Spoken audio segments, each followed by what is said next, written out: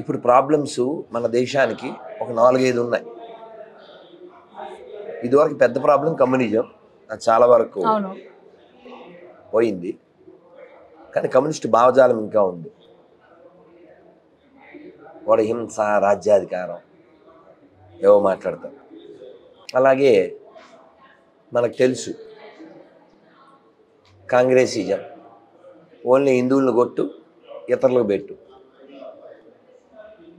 ఇంక సెక్యులరిస్టులు అటు ఇటుగానే చవట్లు. శౌర్యం ఎక్కడి నుంచి వస్తుంది? ఈ దేశం రాముడిది, ఈ దేశంలో రామాయణం పుట్టింది, ఈ దేశంలో గంగ ఉంది, ఈ దేశంలో యమున ఉంది, గోదావరి ఉంది. వాటికి ఆధారాలు రామాయణంలో ఉన్నాయి. ఇవేం తెలియదు. ఇదేదో సత్రం అనుకుంటారు ఈ సెక్యులర్ కుక్కలు. వీడియో కింద కామెంట్లు పెడతారు, నేను నెంబర్ పెడితే ఫోన్ చేయను.